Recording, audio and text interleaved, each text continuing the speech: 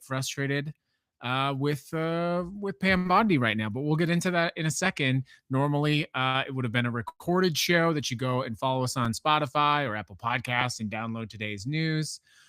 It's not. It's a live show. You're asking yourself, why is it live? And the answer is simple. We actually do have breaking news today. We're going to get to that in a second while we let everyone kick into the stream. But I do want to have a little micro breaking news here. I posted over on Threads. I don't know if this is real or not. I have not checked into the person, but I saw over on Threads, or sorry, I saw on Reddit this morning, there was somebody in Las Vegas and she had a dog. It's 13 years old and it's like a very old dog. Apparently, it needs medications. And she had been like, I haven't really caught up on the details, but I did take a chance. Anyways, so apparently this dog had been taken. And yes, the dog was temporary off the leash. That's a good reminder not to have your dog off leash when you're out in public. But just because someone leaves their dog off the leash does not mean you can steal their dog. So hopefully, if you go check out my profile on Threads, I put a picture of the dog. So if you know anything about that, or you've seen the dog, or you work at a shelter, or you know someone who works at the shelter, or one of these many places, I maybe go check it out and see if you can help that person find their dog. And I think it's just really where I wanted to start the show today, which is a quick reminder of how our lives are being stolen from us, right? The chaos of this authoritarian regime constantly raining down chaos day after day after day after day after day after day after day after day. Every day is just abject chaos from this administration. Our government is not functioning. In fact, in many ways, our government is being deteriorated in real time. And so people who have real problems, people who have real issues in their lives have to also deal with, to the best of their abilities, that craziness while the government continues to crumble and fall apart, while the stability of the government comes into question, while we can't even have an attorney general that's competent, while we're at war on unauthorized, illegal, unconstitutional war. We're spending all this money. Now they're talking about taking money away from poor people to fund this war, this failure of a war. And then you really bring it out and you zoom it into this situation where there's this person who has had this dog. I assume they've had the dog for a long time. The dog is 13 years old. Can you imagine how I couldn't even imagine? I could not imagine having a dog that long in my life and then to lose the dog in like 20, 30 seconds and just have it disappear from you. So again, I don't know if that person, I'm taking a chance that this person's telling the truth. I really am. I don't typically do that, but I couldn't imagine how I would be devastated if my dog went missing. Oh my God, I would never forgive myself. And so go check it out if you're in Vegas and you happen to know someone, share it if you can. And you know what? If this person's not telling the whole truth and something's not right with their story, then the worst thing that's happened is I tried to be a good person today in a country full of sick, depraved people who stopped caring about their fucking neighbors. So I'm taking a chance that this person, we can help her find her dog. Okay? I'm trying to lead by example.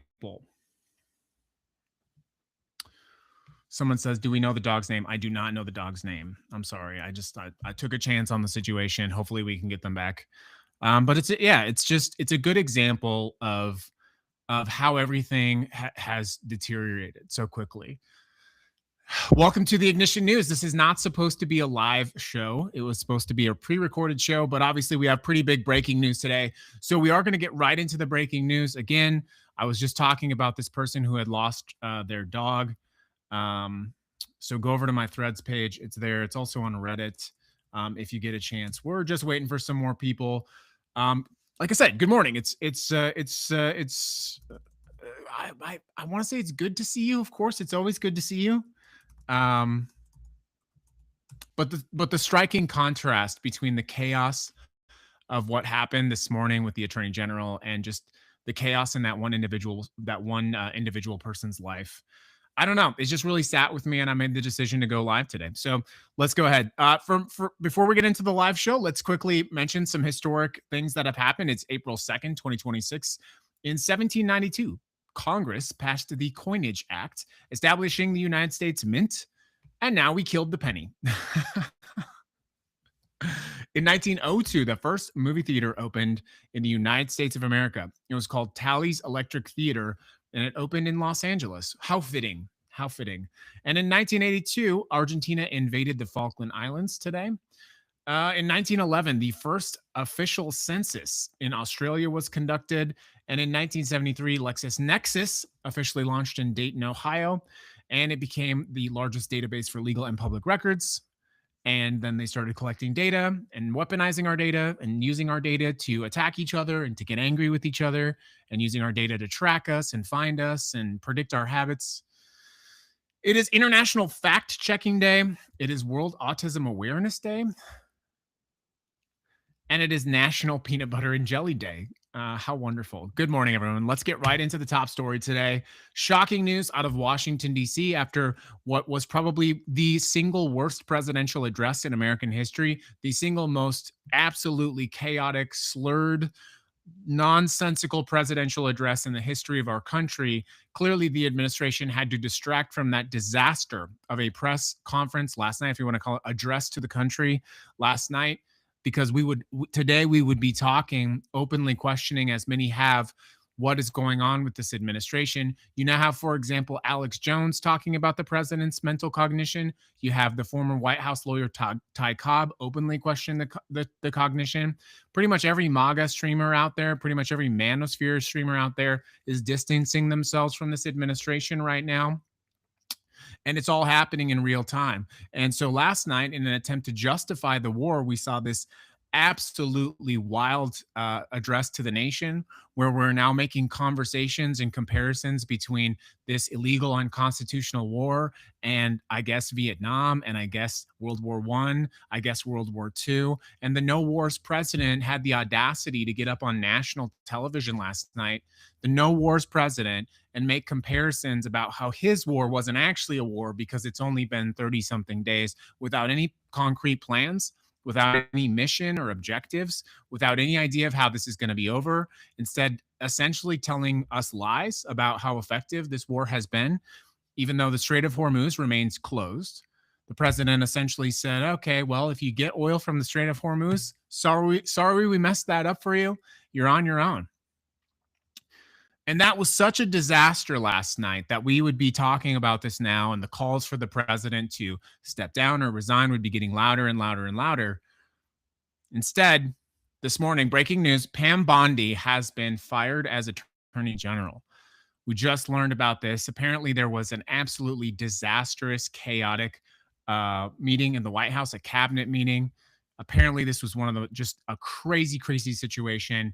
And Pam Bondi has been ousted as Attorney General. Apparently, Bondi begged the president. She begged the president not to fire her in an explosive showdown at the White House after he accused her of an unforgivable offense. The president fired Bondi on Thursday, the second cabinet firing in less than a month. And now Todd Blanche will be the acting Attorney General. And if you somehow think that is better, if you think having the president's former personal attorney who represented him in the court case that he lost in New York is a good thing, I've got news for you. Apparently, the president informed her of the decision shortly before that address last night. And then Bondi literally apparently begged for her job. Apparently, Pam Bondi begged to have her job, begged the president not to be fired, begged the president to give her more time. Please, Mr. President, please give me more time. Please, please, please, please, please, Mr. President, give me more time. Don't fire me, Mr. President. Please, Mr. President, give me just a little bit more time. Something like that. This person who and this is the casualty. This is the casualty of when you hire someone who is fundamentally unfit to do the job. They're going to mess the job up. They're going to do a bad job. And I don't know what you people don't realize here. Like, I don't know when you people are going to realize that there is only one way. The loyalty is one directional. There is no loyalty that goes back. It's only loyalty to the president. There is no reciprocity. And now Kristi Noem and now Pam Bondi, guess what? You have to worry that the president may or may not give you a pardon. Kristi Noem has not had a pardon. Kristi Noem got fired, and now it's all leaking out everywhere. You have this situation, this story with her husband is causing all kinds of chaos. And I think what's happening is, there's this sort of weaponization of information against these people that's essentially like, well, you're fired, but you better stay quiet. Look at the kind of information that we can put out about you. And I will just say quickly, if I may, I see a lot of you posting these photographs of Christy Noem's husband. Apparently, he got caught. He's very gender fluid. He's into I'll just say alternative lifestyles. And I would just tell you, like, if you think that it's funny to post photographs of someone that was extorted from them just because you don't like them politically, those photographs were obtained with extortion. And yeah, it's certainly ironic. It is certainly outrageous that Noam talks about her godly marriage and she's married to someone who has an alternative lifestyle that she apparently lies about. That's outrageous. It's hypocritical, but it's also hypocritical of you to be posting those photos and shaming someone because this is how bigotry thrives. This is how people stay in the closet in lifestyles they don't want to be in. This is how people commit suicide because they are shamed into not being the person that they want to be. And so they live lives that they don't want to live. And they end up, I mean, think about living your entire life being someone you don't want to be. The bad decisions that you end up making, the bad life choices that you make. Think of hating yourself every single day because you're not the person you want to be, because you're not free to just express yourself, be yourself, love the person you want to live. So what? You get married to someone you don't want to be married to because you're afraid to tell your parents you're gay or you like to dress up a certain way. And you've gone through all that torture your whole life, and then you think that you trust someone to sharing who you want to be, and then they try to extort you, and then now all of those secrets and shame that you've been hiding your entire life are out on the internet for the entire planet to see. And now people who claim sometimes to be righteous fucking warriors of truth, goodness, and kindness, now they're retweeting that shit, making fun of you. You people are hypocrites, the people doing this. It's certainly a hypocrisy. What it proves is Kristi Noem. I find it highly unlikely that Kristi Noem did not know this was happening. First of all, it proves yes that Kristi Noem is a hypocrite, and yes, that's it's terrible that she has weaponized family values, that she's weaponized these things. But it's also pretty hypocritical for some of you out there to be taking these things and using it as I don't know. No one's explained to me what the value of doing this is. To teach people that it's okay to extort people, to teach people that it's okay to take this is a huge problem, by the way. This is a huge problem with young people as well. This extortion where this is a big problem where people will get these kinds of things and they will get very personal information about someone, and sometimes it's like a hacker or sometimes it's like a scam, and they get these very personal things from people, and then they say, oh well, you better pay me money or I'm going to leak all this information, or I'm going to show all these photographs. And yes, Kristi Noem, verifiably a bad person. Her husband, I don't know anything about the man, so I can't speak to what kind of person he is, but I can speak to the systemic oppression. And there's a lot of people who are in the closet right now. Gay rights are being destroyed across the country now. This country is actively coming for trans people right now. And if you think that's helping for us to weaponize these systems of oppression by shaming someone for trying to be something that they actually are, and you think that's a good thing, I'm sorry. What you're doing is you're pushing one more person back into the closet. You're teaching one more person that they can weaponize these kinds of things. You're teaching one more person that they can extort someone for money, and that somehow that's a good thing, that you're a hero. Do you think you're a hero? It's disgusting.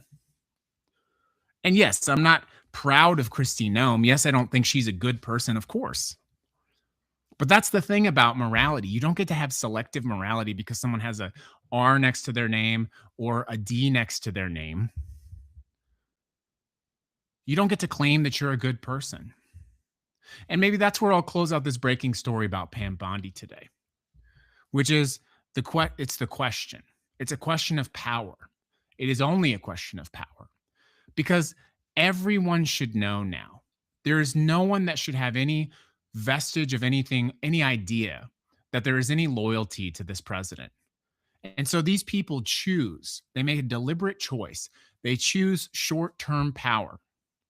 They choose short term power and they say, I'm going to do things that I know are wrong because probably I'll get a pardon, but I'll have access to this incredible power that because I am not qualified, because I am deeply unqualified to be attorney general, or I'm deeply unqualified to be secretary of defense, or I'm deeply unqualified to be secretary of state, or I'm deeply unqualified to be secretary of the treasury, because I'm deeply unqualified to be this position and I will never accomplish anything close to this in my life.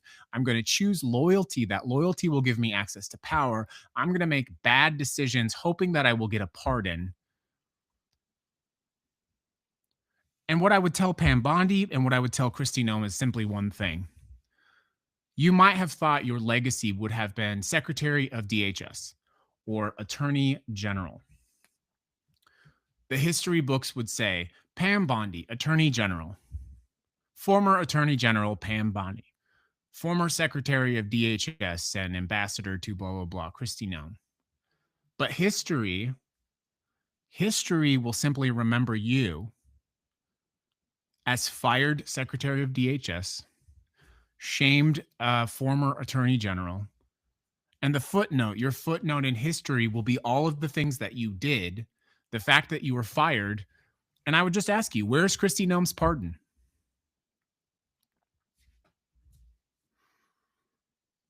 Where's Pam Bondi's pardon? That was the thing everyone was saying, right?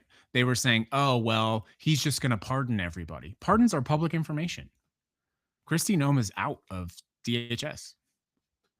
Where's Kristi Noem's pardon? Alex Preddy, Renee Good, CCOT. They ruled this man that died at the donut shop. You remember we talked about him, or he got dropped off, the blind man who could barely see, who had to walk 5 miles in the cold. He died in the cold. They dropped him off at the donut shop to find his way home. He couldn't see. He died. It's homicide. Where's the pardon? There's no pardon. Because loyalty is a one-way street here. And it's tragic. And so I don't know. And it comes back to where we started the show today, was all of these people who are being, Pam Bondi was Attorney General. Attorney General's job is to be the head of the Department of Justice, right? The Department of Justice, let's say that back. The Department, place of Justice. The purpose of the Department of Justice is not to cover up crimes. The purpose of the Department of Justice is not to hide billionaires, the Epstein class. The purpose of the Department of Justice is for you to get justice.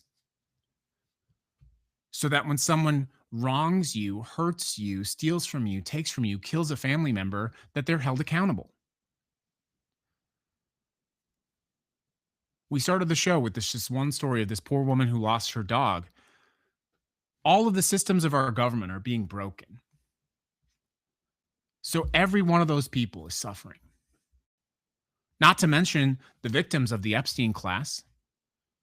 Ghislaine Maxwell is in prison. Jeffrey Epstein went to prison. They went to prison because things happened.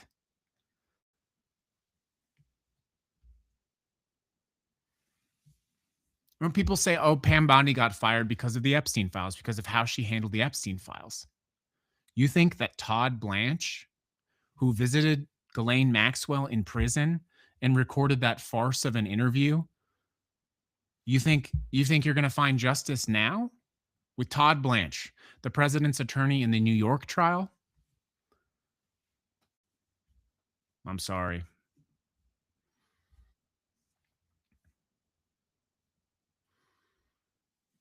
And of course, our other story was the war address last night. I think it's kind of been covered at this point.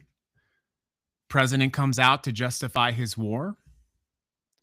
The president of the United States says he's going to bomb Iran into the Stone Ages. He said their Air Force is gone, their missiles are nearly exhausted, and of course, we're on the verge of what he said was a complete military victory. But then he threatens to bomb them in the Stone Ages if they don't meet their concessions. Those two things don't go together, do they? You do not threaten to obliterate a country that you've already beaten. Why would you do that? He said, we're going to need 2 or 3 more weeks in Iran. Then he threatened civilian infrastructure, a war crime, incidentally. He says that they're having conversations. Iran says, we're not talking to anybody. What are you talking about? And the Strait of Hormuz is still closed. Anybody know what the price of oil is? Let's say price of oil. Price of oil today. Let's find out. $111. The last time we looked at the price of oil, it was $96. We're going to see $200 oil. Then we're going to see $300 oil. And what's the result of this? We don't necessarily feel that because, I mean, you feel it if you put gas in your car. I saw DoorDash had to send out money to its drivers. It had to send money to its drivers, gas bonuses, because DoorDash drivers were not driving their cars because it's too expensive. When you're already getting extorted by DoorDash, you're barely making enough money to drive your car, and then you have to spend $120 to put gas in your car.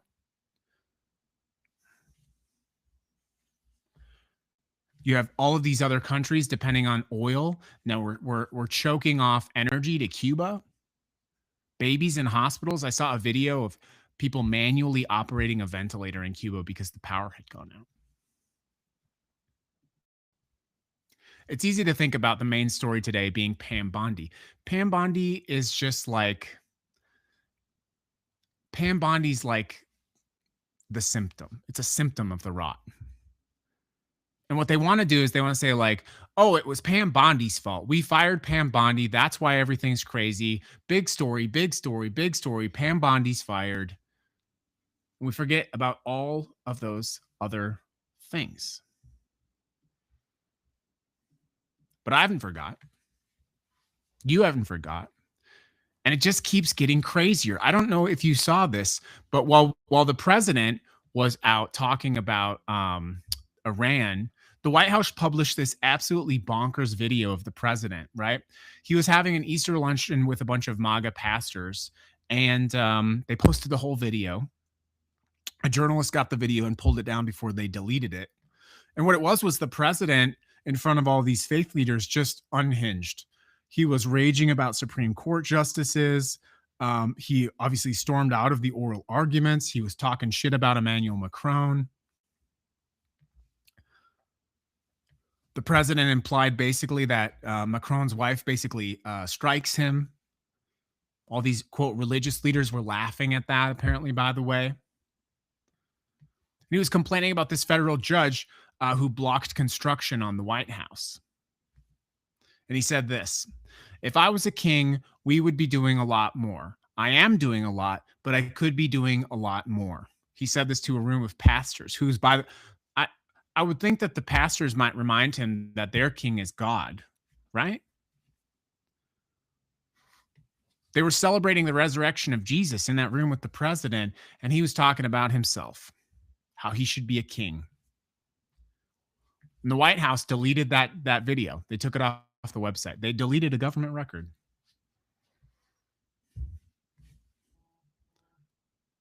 My last story today, is this: the rank hypocrisy of all this. By the way, welcome to the show, everyone. You're watching the Ignition News. If you're streaming the show live, we're actually on your favorite podcast platform, Spotify, Apple Podcasts. Please go ahead and follow us over there. This was not supposed to be a live show. Typically, as we're changing our schedule, the Thursday show is recorded and then posted to Spotify and Apple Podcast. So please do follow us there. We will, in fact, be live on Friday because I already planned for that.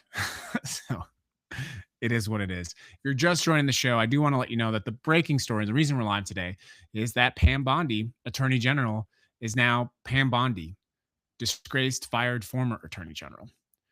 Fired to distract us from this disastrous press conference addressed to the nation last night. And then let me bring it home. While we are at war, while we are actively preparing for what I believe will be a ground invasion of Iran, by the way, a disastrous ground invasion of Iran, let us think about what's happening to the men and women who already served our country. More than 10,000 veterans have lost their home to foreclosure since May of 2025. 2025. This is the fastest pace of VA loan foreclosures in a decade. 90,000 veterans are currently behind on their mortgages, or those homes are already in foreclosure process. What happened here is during COVID, there was obviously people in financial trouble. So they started this program to help people pause their mortgage payments. For families already struggling, that was obviously going to be difficult if you've been pausing your mortgages and you have to all of a sudden pay it back. So the VA halted foreclosures across the country, so like USAA, that kind of thing. And they spent a year developing a rescue program to help those people out, specifically veterans. It was called the VA Servicing Purchase Program, VASP. So by early 2025, VASP was up and running, and it had given more than 33,000 veterans behind on their mortgage payments 2.5 new mortgages. Sorry, so what they did is they said, we're going to give you a new mortgage, 2.5%. So then on May 1st, 2025, the VA kills VASP. They gave mortgage servicers 1 week notice, by the way. So veterans who were already enrolled got to keep their loans. So if you had applied and you didn't get a loan, or you're waiting, or you're getting some paperwork filled out, if you were getting ready to sign your document on May 2nd, you're out. Of course, the mortgage industry warned the White House that this would happen. But these men and women that we send into harm's way, they come back. There's a pandemic. They're behind on their house payments. They pause. Everybody got that, by the way. Everybody was eligible to pause their mortgage payments or their rent. But you would think that this country that pretends that we're so great, that these people put their lives on the line to protect our so-called values, they come back, they're living in a house, they get behind on their payments. The least we could do, we're not giving them anything, by the way. We're not giving them welfare, just to be super clear. What this program did, VASP took their behind mortgage and it said, we got you. Here's a new mortgage at 2.5%. Let's get you caught up, get you back in the program. Let's get your head above the water, and let's get you going forward. One of the veterans profiled in a story about this, Leanne Ledford. Her husband is a Marine who worked in Afghanistan. He's got brain injury. He's got PTSD. It took so long to get his disability approved that he could not work. So obviously they fell behind on their payments. They found out their foreclosure had already gone through. So how do you connect these stories? Well, you have the president telling a room full of religious leaders that he's a king. He goes on national television to tell a country the war he started is over. Oh, and by the way, if it's not over and you don't do what I say, I'm going to bomb you into the Stone Ages. He fires his attorney general. And 10,000 people who gave their lives for this country, who put their lives on the line for you and for me, are having their homes taken from them.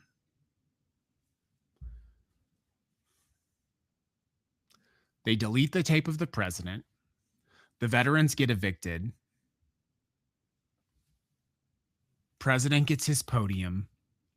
And a loyalist, Pam Bondi, gets replaced by someone who's even more loyal and probably more dangerous.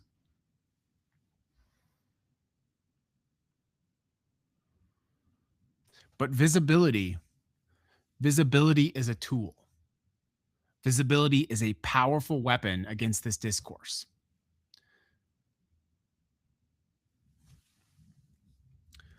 Normally, I like to close the show out with some inspirational, hey, go do this. Don't be afraid, etc., etc., etc. Today, I would just tell you one thing, and I'll begin where I started. With all of this chaos, with all of this insanity, we have to remember that there are people like the woman I started the show with today. A woman just trying to do their best to get by, to get to work. She's doing something to get herself organized, get ready to go. She momentarily stops. Her dog's not on a leash. She makes an honest mistake and her dog is now missing. And there's a million stories like that times 24 hours a day. There's 350 million of those just in our country. There's like 8 billion of those all around the planet. We are all human beings. And what we're witnessing is the gradual sort of capitulation, the sucking up, the sort of pressing down of all of our collective opportunity, all of our chances, hopes, and dreams. And it's just going and going and going to a smaller group of people. Elon Musk is about to be the world's first trillionaire. When when SpaceX goes live, Elon Musk will be the world's first trillionaire.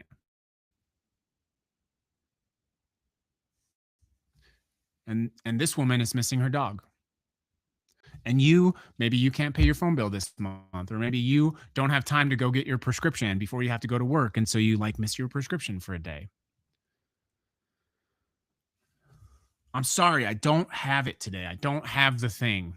I don't have the thing to say, look at this, look at what they're trying to do, and now go do this thing. But what I do have is a reminder. We are all mortal, beautiful human beings. We are better than what they are trying to do to us and what they are trying to take from us. You too are a human being. At the end of the day, it does not matter how much power you have, how much money you have, how big your house is. It can all be taken from you. So if you can today, try to do something good for someone who is struggling. Try to do something good for someone who needs you. Try to find someone if you can't. And if you can't find someone or you're too exhausted, try to do something good for yourself.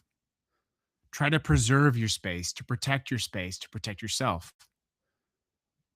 We're all in this together. It's April 2nd, 2026. We'll see you back tomorrow on the Ignition News.